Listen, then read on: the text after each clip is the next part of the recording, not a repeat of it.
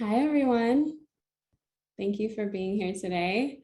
I'm Rachel. I come to you from Netflix, and I also help lead the Sustainable Production Alliance Waste Management Committee. And I want to thank SPA, the Sustainable Production Alliance, as well as the Producers Guild of America for having us here today. I'll be moderating this panel.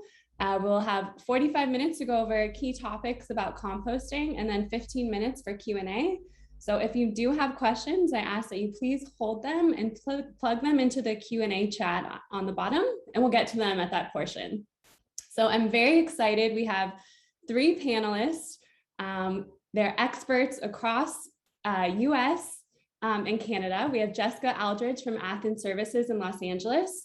We have Kelsey Evans from Keep It Green in Vancouver, and Vandra Thorburn from Vokashi in New York. So we're going to learn different realities on composting in these 3 locales. So I'd like to kick it off with introductions. So Jessica, Kelsey, and Vandra, if you could please share a bit about yourself, your company, the size, services offered, especially as pertains to composting. Jessica, please take it away. Yeah. Hi, everyone. My name is Jessica Aldridge. Thank you for having us here today. I am the Director of Sustainability and Zero Waste Programs for Athens Services. Athens is a waste hauler, which means we provide recycling, organics, and waste collection and processing services. So we do this to over 50 communities in the counties of Los Angeles, Ventura, San Bernardino, and Riverside. So we're Southern California. We're family owned and operated since 1957. We're the largest recycling company in Los Angeles County and the largest privately held environmental service company in Southern California. I've been a zero waste expert for 15 years, working actively in the industry, either with the city or as a college professor, nonprofit director, and then also with Athens. And for us, as it pertains to productions, we service large studios for their waste collection, including their organics, all the putrescible stuff that can be eventually composted. We provide training, outreach, and education. We work directly with the maintenance department, green teams, sustainability-oriented folk on set and on at the studios. And we provide also temporary offsite service when needed. Usually that goes through a third-party contractor, and then they ask us for the containers. But we do that as well.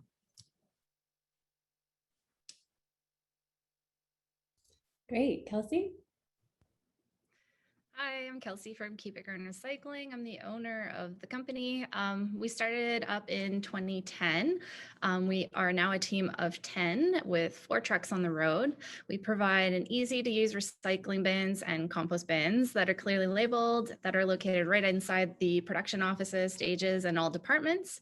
Each department has their own unique setup. For an example, costumes will have organics, textile recycling, hanger recycling. We adjust our services for the volume of each production. So if we need to come once a week or twice a week, we make that happen. We also offer orientations at the beginning of each show to help with the training, as well as diversion reports at the end of the show. We also do material reuse. So we started up a material reuse with Green Spark Group back in 2017, and now we have expanded it into a 3,000 square foot warehouse designated just for material reuse. Incredible. And Vandra, she's on the road right now doing a pickup. Vandra, please introduce yourself. And I think we need to unmute her. Diana. Vandra, do you mind just accepting that unmute request? Yes. Hello, how are you all? Do you hear me? Yes. Great. So a gorgeous day in New York today, brilliant blue skies, and I'm on the road collecting my buckets from my subscribers, and my primary subscribers actually are households, but I have been collecting from the studios, and particularly the studio that have special productions, like the art studios at Steiner, where there were different production companies. If a production company has a kitchenette, then they're going to be using my service. And the interesting thing about my service, which is still relatively small, is that I use an interesting method of managing the food scraps. So I use it's a Japanese method of fermenting organic matter, which is called Bokashi. And Bokashi is really you introducing the beneficial microorganisms into the container where you're throwing your food scraps. You put the lid on it, and that begins to sort of pickle, as it were, but it protects the food waste from going bad. So there's no rotting food waste. That allows people to collect their food scraps over time. So I can leave a bucket in a kitchenette for a month, and that's a month's supply of coffee grinds, the occasional whatever.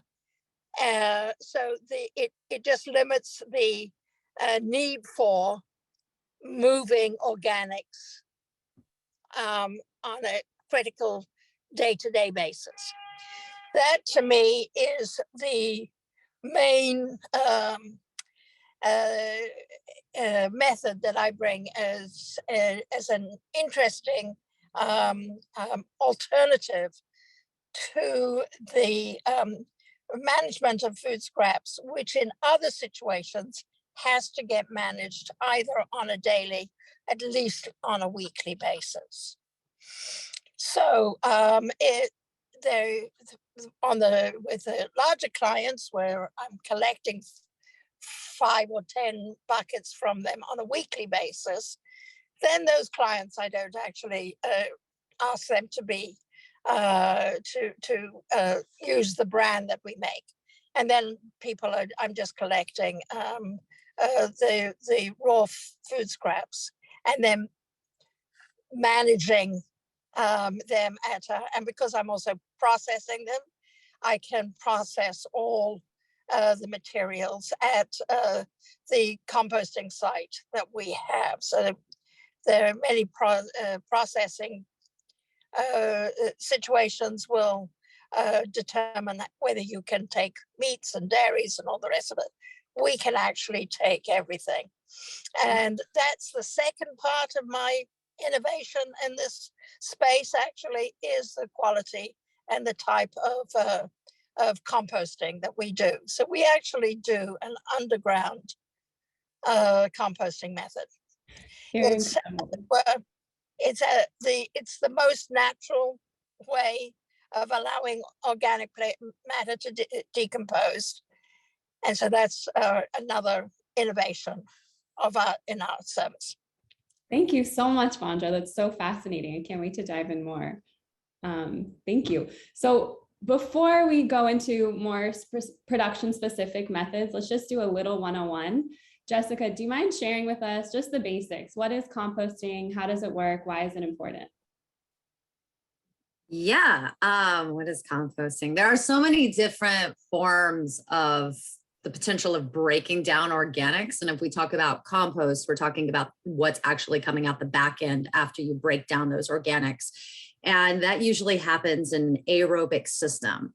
It could be a high scale, very large system. It's high heat. It gets up to 130 plus degrees. It breaks down what is in that pile.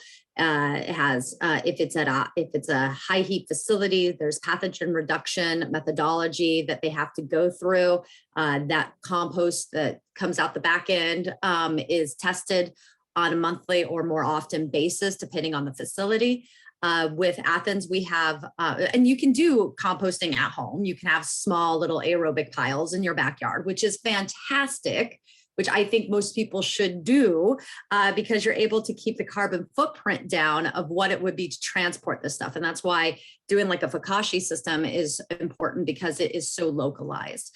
Composting infrastructure, high heat, large facilities are usually very far out from central city zone areas. If you're in a small town, it might be a little bit closer, but it takes some transportation of your organics waste to get it there.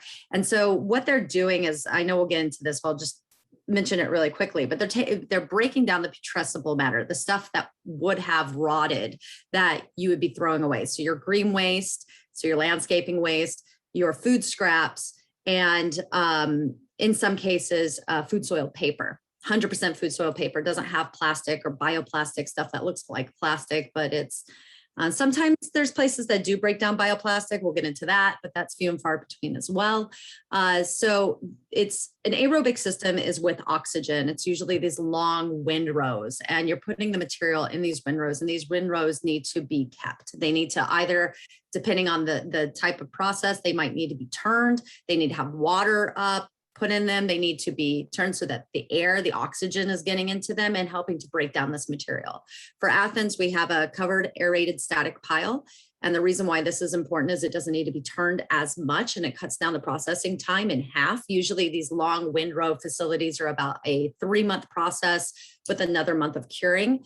The cast system is a 1-month process with less than another month of curing, like a couple of weeks. So it really helps to move this material really quickly. And why is it important?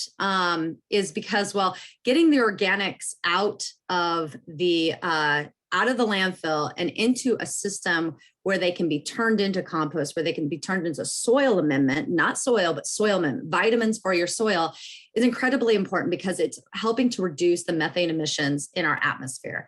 The largest source of material going into our landfill is organics. The third largest source of human-related methane emissions is coming from the landfills. And it's not coming from, various plastic material breaking down landfill. It's coming from these organics that are breaking down in the landfill. And you might say, it's really beneficial to the landfill to be able to capture the gas. They can't capture all the gas in a landfill. And legally, federally, you can't actually market anything as being beneficial to a landfill. So methane is up to 72 times more potent than CO2. The other thing with it is that when you create compost and you land apply it, the plants have a natural disease prevention property. It promotes healthy soils. It results in these plants being stronger and more resilient. It provides millions of beneficial microbes that help build up the soil and create humus. Humus, and it helps to clean out the air through carbon sequestration. So there's so many powerful reasons as to why when we look at the waste stream and we say, if we could just focus our attention on one aspect of the waste stream and get that out of the waste stream and really create the systems, really localized systems like Vandra is doing, and create these, and in Athens, we have our large compost facilities too, but trust me, we're getting enough material because again, it's the largest source of material going into the landfill at 30%. So we get this stuff out. If you're going to focus on one thing that's the most important, where you can make the biggest dent in the waste stream, would be focusing on organics and getting them into a system like an aerobic system or even an anaerobic system where they turn it into energy, into gas. That is most important. Great. And Jessica, just for everyone here, can you just break down the difference between anaerobic and aerobic digestion? Yeah, with oxygen and without oxygen. So aerobic with oxygen, in Southern California, the windrows, these big long piles of what they look like dirt or compost, are outside, and in the East Coast, sometimes they're enclosed because of weather. And an anaerobic is without oxygen. So anaerobic is a little bit more stringent on the materials that they can take. Sometimes anaerobic doesn't take meat and dairy. Sometimes they're not going to be taking, a lot of times they're not going to be taking fiber-based material. And the anaerobic, there's a couple different systems. There's wet systems, there's dry systems, but what they're trying to do is get at the energy, at methane that's in those organics and break them down to be able to capture that methane and put it back into the system as renewable energy. Thank you. Thank you for that introduction. So let's talk a little bit about what can go into the compost. I know this is based on location and based on waste hauler. Let's start with Kelsey up in Vancouver. What can go in the compost? And also, what are some things that can be composted that most people don't know? Yeah. In Vancouver, you can do your yard trimmings, your food waste, so like including eggshells, fruits, vegetables, grains, coffee grounds, and even soiled paper. You can do chopsticks. Yeah, you can do anything that's raw, anything that's cooked, practically anything that's paper products that are like paper cups that don't have the plastic lining in it, paper plates, napkins. We can put in parchment paper. I think that would be like the majority of it. And what absolutely cannot go into the compost? No, I get a lot of diapers, bioplastics, CPLA, because that just all gets sifted out, but I believe we're going into that later. We get lots of plastic bags, plastic forks, none of that kind of stuff can go into the compost. It contaminates it. Got it. That makes a lot of sense. Since you brought up bioplastics, Jessica, can you please talk to us about bioplastics in California in general? Yes. I feel like this is like a thorn in my side. I thoroughly, and I know there's some people that are listening that know me as well. I thoroughly enjoy this conversation, but I also just like, I've been banging my head up against the wall, I feel, for 10 or so years now in regards to bioplastics. So a bioplastic is anything that looks like plastic, but is made out of plants. It could be certified compostable. It could be certified compostable by some person out in Wisconsin that certifies their own stuff and it's truly not 100% compostable, or it can have ASTM standards and it could be certified by BPI, Biodegradable Products Institute. And that gives it a degradation certification. So it says this product will break down in 6 months in a high heat compost facility. It might also be certified to break down in a backyard. That's few and far between. Those are usually what's called a PHA. There's polylactic acid, PLAs as well. Those are more of a high heat facility thing. So technically, they could break down in a high heat compost facility. And this also includes, bioplastics can also include, as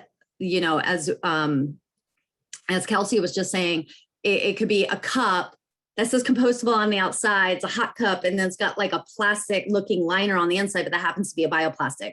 It could be a paper straw that is durable and doesn't break down because they have coated the inside of the plastic straw or the paper straw with this bioplastic. It could be made out of algae. It could be made out of wheat. It could be made out of whatever it is. But if it's a coating, a liner, or even a filler, some of these to-go containers have a filler of bioplastic in them to keep them from as a grease barrier. And doesn't matter. It's all bioplastic, no matter how thin it is, no matter how small it is, no matter how thick it is, it's all bioplastic. If it's, you tear it and you see that little weird looking stuff, and it doesn't matter what it's made out of. The bioplastics are great in that they reduce the need for a lot of the time virgin oil, and some people, I have my own thoughts on, eating out of plastic material, but, some people don't want to do this because of health reasons. Others don't want to do it because of the extractive nature of the oil. So you do limit that footprint, but at the same time, these bioplastics aren't really moving through the system in the way that they are being marketed. So even though they can break down in 6 months, if they're actually certified BPI, there's a European standard as well. But these high heat facilities, even Athens high heat facility, aren't really taking this material. And there's multiple reasons why. This CASP system that I mentioned is a 1 month degradation with a month of curing time. It's not quick enough to be able to get this material to break down. Even with the 6 months, it's not quick enough. And when you move material onto a compost site, you need to move that material off that compost site as quick as possible. You cannot sit there with piles and piles of material that aren't nitrogen based, so they're not very hot material, not food. They're not very beneficial to the pile. They don't help the pile break down. They're just kind of like flat. You can't keep that material on site. You need to move it. It's a contaminant. So one, it's not breaking down the time necessary. The other thing is it's no compost facility, unless all of the material coming into the compost facility is organic, certified organic. No compost that you're going to get, unless that's the case, is going to be an organic compost facility. However, a compost facility can make compost that can be used on an organic farm. If they take bioplastics, if they take any type of inorganic material, they are legally not allowed at the federal and state level in California. They are legally not allowed to sell that compost to organic farms. And so a lot of these compost facilities, like, I'm not having this. We've been pushing back for 10 plus years saying that this material doesn't work. And we have been told multiple times, well, you're just not doing it right, by the producers and the manufacturers of this material. And we finally have come to a head, and social media has blown up about it. Environmental groups have been talking about it, that bioplastics are just another single-use disposable that are going to be going to the landfill. And if these bioplastics also, the last thing on this is people say they want to use bioplastics because they're afraid that if it gets into the ocean, then we're going to see another plastic straw in a turtle, whatever it might be. They don't break down in the ocean. They need high heat to break down. So if a bioplastic gets in the ocean, it's the same as a petroleum-based product getting into the ocean. Thank you so much for breaking that down and teaching us that it actually doesn't break down, because years ago, I thought bioplastics were what the next thing to do was. So I think it's really important for us to understand that they actually don't break down in commercial facilities in California and also cause contamination. On that note, Vandra, if you can speak now, is there anything else you would like to add in terms of what absolutely cannot go into your compost streams? What are things you see constantly that are common issues?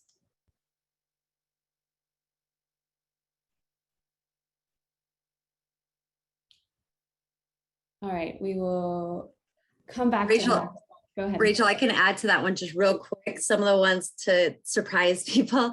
I think it's popular now in understanding that tea bags. Don't put your tea bags in your organics in your compost. Even if you truly believe that that tea bag is 100% compostable, a lot of times it's got plastic. 80% of our tea bags have plastic in them, in the glue, in the stitching. The other thing is gum. Gum is plastic. So I always tell people too, like, don't swallow your gum. Don't spit it out into the environment. It's got plastic in it. And textiles too, fabric, textiles, feathers, if they're not from a butcher shop, hair. So even hairstyling, don't put hair in there because there's so much chemicals in our hair. You don't want that. Do sweepings. Don't sweep up a floor and put it in there. And then hard shells too. Hard, instead of soft shells, but like a mussel, mussels, clams. Wow. Sure. Vandra, did you want to add something? I see your back. Can we unmute Vandra? Unmuting. Perfect. Not at all. Not at all. I actually will just wanted to see if Kelsey or Jessica wanted to speak to, and I don't know if this is a question about the paper plates, the so-called biodegradable paper plates, which I take and know it takes a long time to break down, but I don't know if there's if there's another issue on that. Yeah, I can say quickly. So there's going to be two different kinds. Well, there's going to be the plastic plate, right? And there's going to be a plate that might be plastic, just plastic coated. For us, we can't take any inorganic materials. We can't take any plastic whatsoever. Then there are going to be plates or to-go containers that are just 100% fiber-based. And that's for us what you need to look for. And I think for Kelsey, what you were alluding to, but I'll let you answer on that. 100% fiber-based. So when you're looking at it, it has no bioplastic, it has no polylactic acid. It's, the grease barrier. It doesn't have a grease barrier pretty much. And that's great for us. If it's got the bioplastic in it, if it's got any type of coating, then no, we can't take it. Right. That's right. And just on that note, someone just asked, what about bleached versus unbleached paper, like napkins and coffee filters? Yeah, I would say stick unbleached if you can, because like obviously it's chemical. So yeah, same with us, like for paper plates, Vandra, as long as there's no paper or plastic lining, pure fiber, unbleached is the way to go. And I have a question that we didn't prepare before, but sometimes these materials might slip through, right? So you'll get a bleached paper plate or you'll get bioplastics. How does this affect us in the end? Well, for a facility that so there's Vandra, she's got a different type of system, so she can speak to that. Kelsey's probably delivering to like a system like mine, right? And so with the bleach napkins, that's one of those things that we encourage our customers to please buy unbleached material, but we're not going to be like when they're cleaning their plates, put the bleached ones here and put the unbleached here. So we're going to take those. We'd rather not have them, but we'll take those. When it comes to the bioplastics, not all compost facilities are like this, but we have pretty much like this mini MRF, this materials recovery facility at the front end of our compost facility. So we are pulling out all the negative material, the stuff that we don't want, using optical sorters, using blowers and things of that nature. That is no reason whatsoever to contaminate the load thinking it's going to be separated, because what will happen most of the time, you'll get charged a contamination rate and your load very much could just be rejected and sent to landfill. Or Kelsey's load, which brings it to us, would be rejected, and then we charge Kelsey, and Kelsey would have to turn around and charge the studio. So those materials, we have to get them out before they go in if they're in there. And if we can't, it's going to be dumped. Yeah, and same in Vancouver here. If we get the materials in the composting, it will get sifted out, but it's better to try not to contaminate the load before it goes. So like if we do see, like I guess the number one thing that we do see is the CPLA compostable coffee cups. And like that's the hardest one for us. It's just like trying to communicate back to production, like stop using them. They've got a thin layer of bioplastic in there. It's better to just stick with a cold cup that's unbleached if you can. And or dishes. Wash your dishes. Dishes. Big fan of that. Big fan. Yes. I just wanted to say that in this that what we do with our processing, and I hear the need to sort of have hot composting. But the fact that we let our compost take actually almost a year to decompose in our pits, it allows for all of the microbial activity to do its work, including managing some of the contaminants that are in the pit. So I just want to, again, speak out for actually slow composting and underground. That's really interesting. So on that note, let's talk about best practices working on production. Kelsey, let's start with you. How can production best compost on set, on location? Please dive into some of those best practices. Yeah. I'm just trying. So for best practices on set, I would obviously set up a 3-bin system. So it should be, you should always have your organics, your recycling, and your garbage. And then if you can have a green PA on set, or obviously a sustainability department that's helping training and stuff like that. Sorry, what was the other part of the question, did you say? So in terms of, are there bag types that people need to use, signage, frequency of pickups, and just looking at some of the distinctions between, obviously it's easier perhaps to compost on set where you have infrastructure laid out. On location, productions are moving around. What are some of the ways productions can navigate to make sure they're able to compost in both places and doing it properly? Just in Yeah, general? so for us too, like we'll get hired for the production offices and all the departments, and we'll set up all the bin systems there. And I think if you have your 3-bin system and all you're working with your hauler and having everything signed, the right bags, so like compost bag, like for us, we use the compost bags. It does get sifted out in the long run. We like to use clear bags for recycling, and then you can use for your garbage. We also like to use clear just so that we can take out, make sure that we know what's what. Yeah, just having a system set up and you can clearly labeled bins. Yeah, just working with your hauler and having a green PA and as well as a sustainability person, I think is the key. Great. Jessica or Vandra, anything to add on best practices for how productions can work with both of Well, you I all? just want to underscore this whole notion of having a dedicated liaison.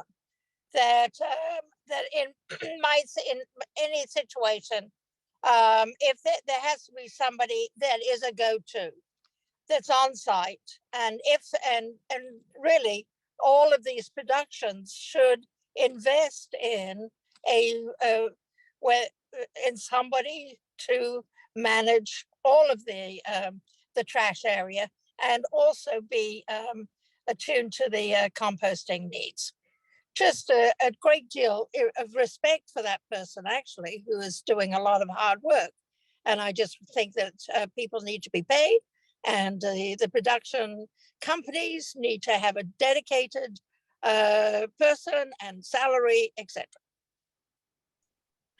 I just saw at a 100% behind you, Vandra, on that. Thank you for saying that. And I just saw a comment come in from my coworker about food recovery.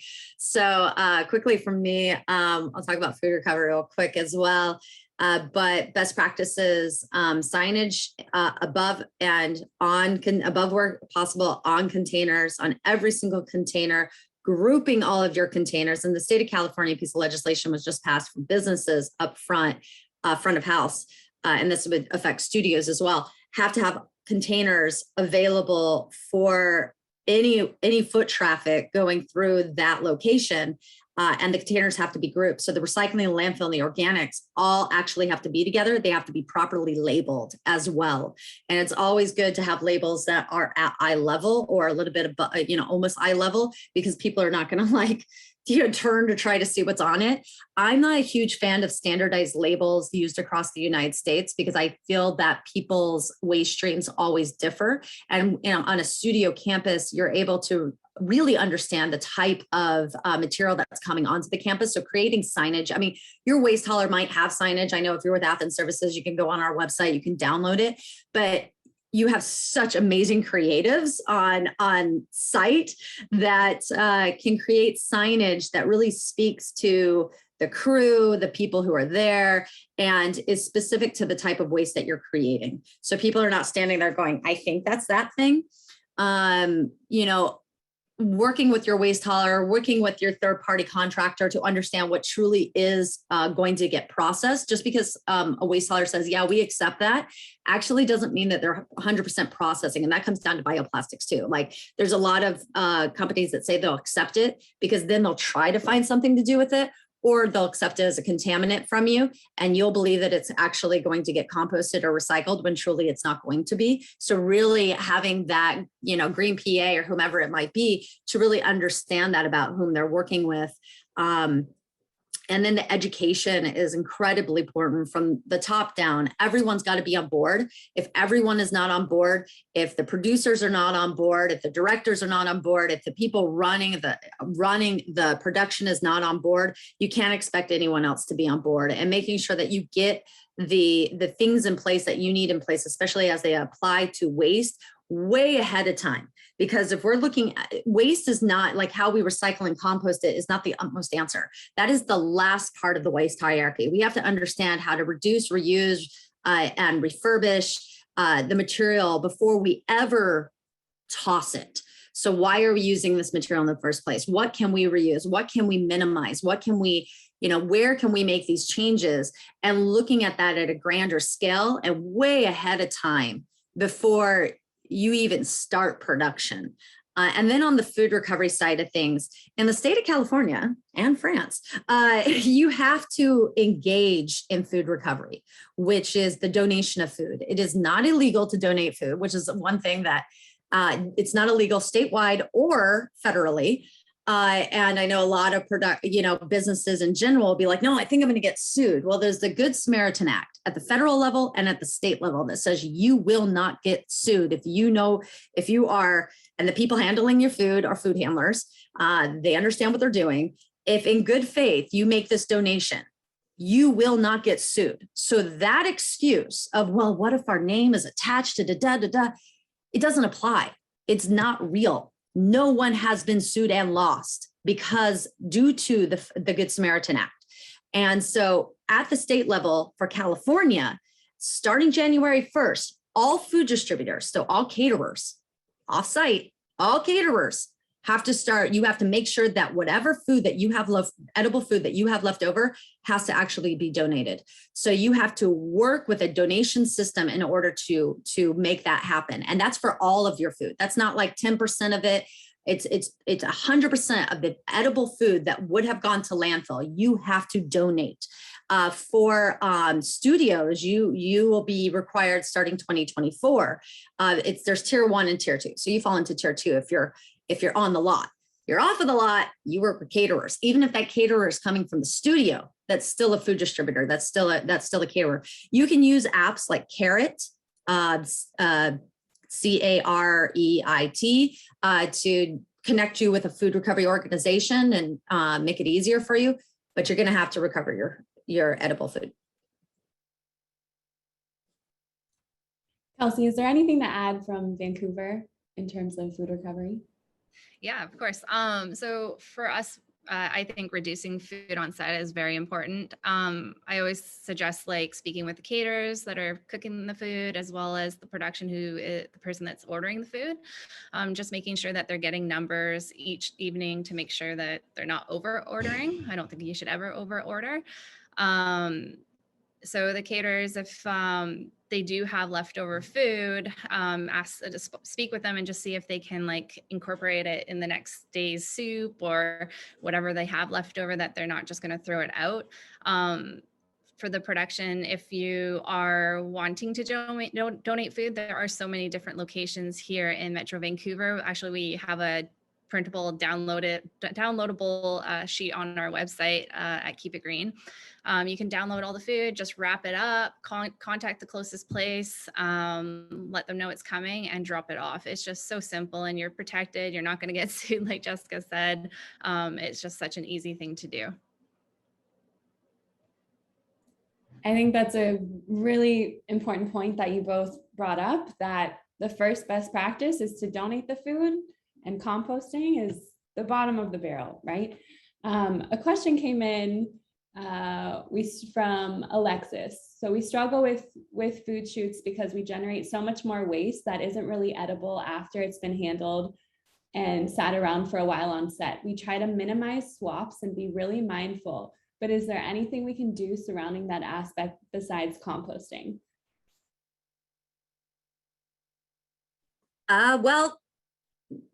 The first is reduce food, right? Which wouldn't happen here. It's a food shoot, right? So the first option is reduce food, edible food donation when possible. So that's feeding humans.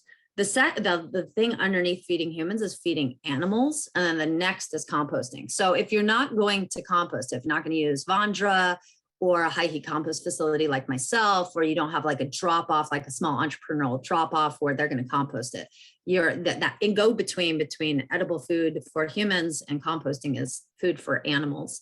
Doesn't always exist everywhere, but that's an option. I think Vandra has something to input as well.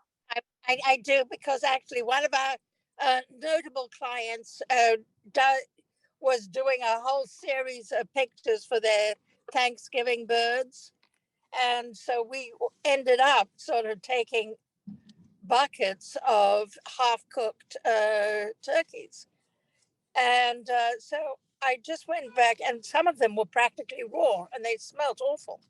And so I asked them that no, for their photo shoots, anything that comes off the table, they have to at least bake it for half an hour or boil it for half an hour. They have to cook it some way or another before they throw it into the bucket.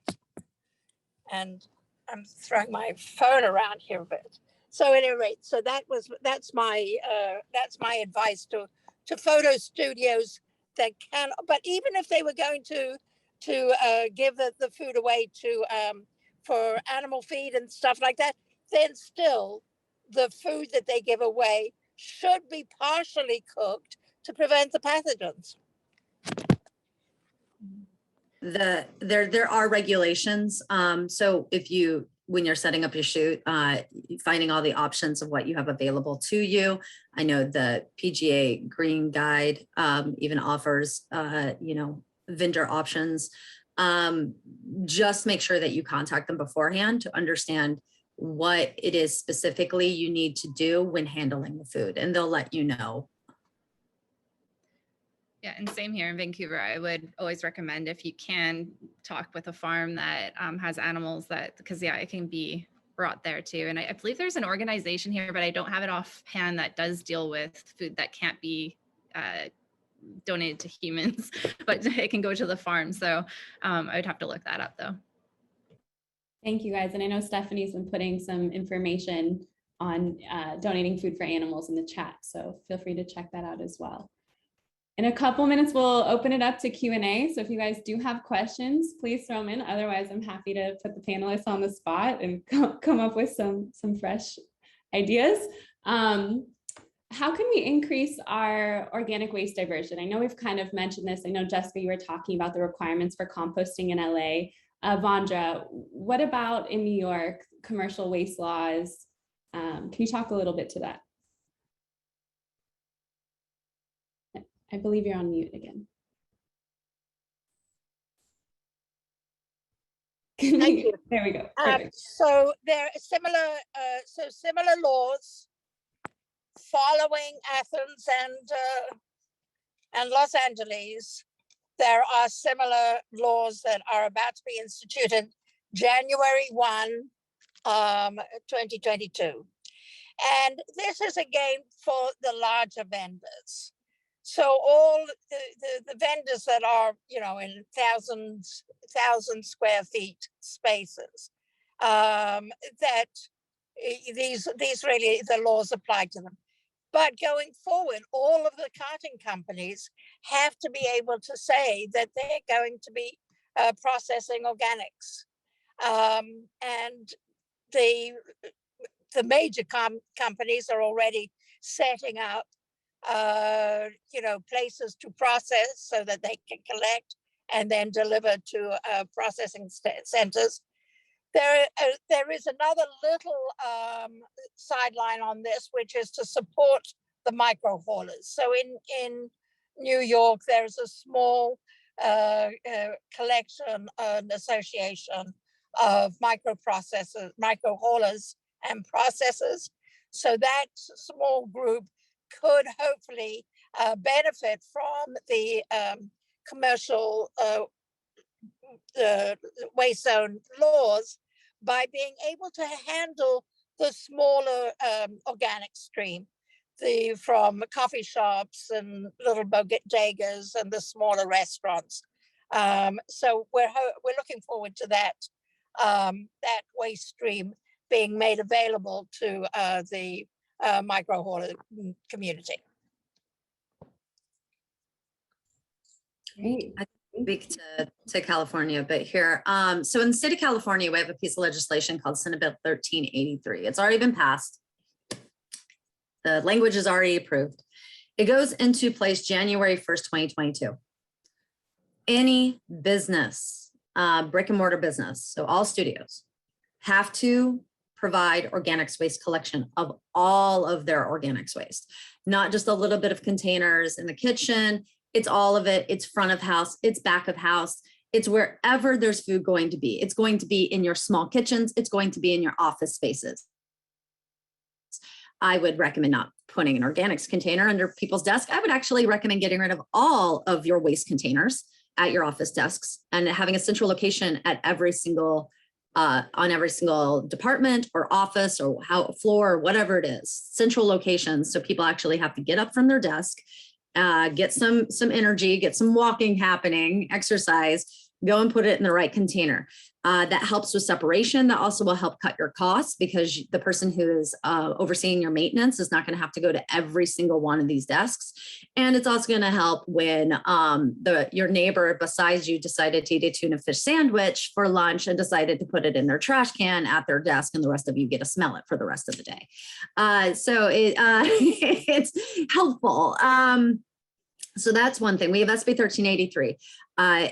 I'm sure most of the studios in California are already dealing with this. If not, you have Athens, please let us know because we've already come to you or we're coming to you soon. You need to have it, and it needs to be across campus. And that also means you have to have the signage, and it means that all of these containers have to be grouped. That's part of the regulation. The way that we really make this happen at a business level, again, is there has to be consistent, ongoing training. There has to be education outreach. There has to be materials, and there has to be buy-in from the top. Because if this does not become part of the culture, then it will not stick. It cannot be something that you do. We're going to present it on Earth Day. Don't do it in April. Don't do it in April. Don't make it about the one-off for the Earth Month. Do it now because you're going to have to do it now, but also don't implement this as some environmental campaign. Implement it as what you are doing as the culture of your company, that you are doing something that is for economic purposes, that for environment, for social governance. This is what you have to do. This is what you should be doing. But the participation in the training is very important. I think I'll leave it at that. Understanding, and also the other thing of making it work. How do we increase organic waste diversion? Is making sure that the products that you're buying, that you're not just listening to the vendor and what the vendor's telling you, that you're actually listening to the processor at the back end and what they're telling you on what they can accept and actually process. Don't take the vendor's word because they're trying to upsell you on a product, and they're like, but it's certified compostable. So you really need to know your green team, your maintenance team, they all need to know the working mechanics of this system so that we can all work together to make sure that it is appropriate and what works best for your location. Yeah, exactly what Jessica said. That is awesome. Having it accessible, like it should all be on the lots, all the bins ready to use, having the bins in the office with clear signage and having training is very important. It should just be part of the normal now. It shouldn't even be an afterthought. Wonderful. Thank you, guys. I know, Jessica, I've worked with you several times to validate if products were actually compostable or recyclable because you do service some of the Netflix facilities. So completely attest to that value of really validating with the waste haulers. And I know that information is often found on the websites. There's a couple questions coming in from the audience. The first one, I might answer really quickly so we can move on to the other ones. What options exist for food waste for a run and gun crew who changes locations frequently? There are organizations that actually can help you do this work. I volunteer for one in LA called Everyday Action. It's a network of volunteers, a nonprofit. You get on the call sheets, you go and pick up the food and donate it to shelters. There's also one called Rock and Wrap It Up that's located in New York, and they work internationally as well. So if there's a will, there's a way. The next question, what is the biggest obstacle to starting a composting arrangement for a production? Who wants to take this one? I think we pointed at Kelsey. I'm just trying to think of what is a big obstacle. I guess pardon? Is cost an obstacle? Another question came in. I don't think it's really the cost. An obstacle for us, I guess, would be we get the smell, the rodents, the flies. But there's ways around that. Like all the bins should have a lid. So like a closing lid, it could be a pedestal lid, whatever you want to do. Flies, you can put fly traps. It's part of a seasonal thing. So it's mainly just summer, they do disappear. The smell, if you have frequent pickups, or like if you have a bin on the lot, just empty it more frequently, especially if they put that tuna sandwich in there. So I think for us, that's our biggest obstacles. Other than that, like you can get the bins from your rental houses, you can deal with Keep It Green recycling. It's all done super easy. And I do find that most studio lots have the compost bin right on the lot, ready to rock. Right. I can Absolutely. answer the cost thing. Maybe I'll answer the other question there. So, and I also for the vermin thing, if you don't already have vermin in your trash, you're not going to have vermin in your organics. You don't automatically just get vermin because you moved it from one container to the other. If you already have vermin, you got vermin. If you don't, you don't. That's it. That's just a huge misnomer that keeps people from saying, I don't want to do this. When it comes to cost, state of California, I just want to put it out there. And New York, you just have to do it.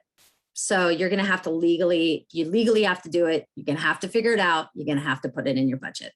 But on the cost thing, so organics, again, are 30% of the waste stream. Food is 14% of the waste stream. It's within that 30, but it's 14% of the waste stream. It's the heaviest, everything's done on weight. It's on tonnage. And it's the heaviest amount of material that's coming. Usually it's the heaviest amount of material that's in your waste stream.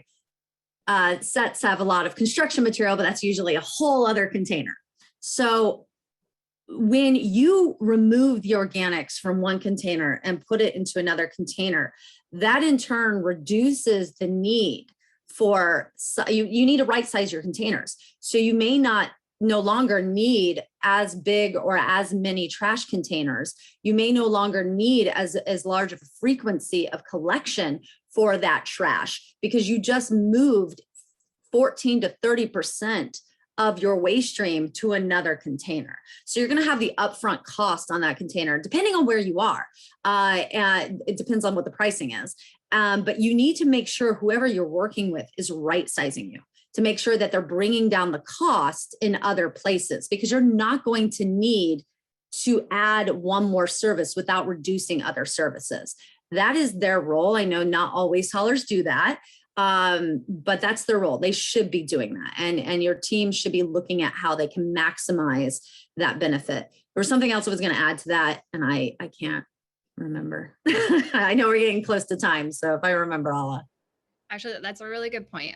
When we do set up a zero waste system, we do remove like all the garbage bins, and we will create like a compost, the recycling, and the garbage. And we always talk with the company saying, or film production saying like, hey, make sure that you're monitoring your garbage because you should be reducing in that, which will cost or give you savings because you are putting it towards the recycling and compost. Oh, I know. I was going to say, not all cities and states are, and yes, Kelsey, 100%, they're not all arranged the same.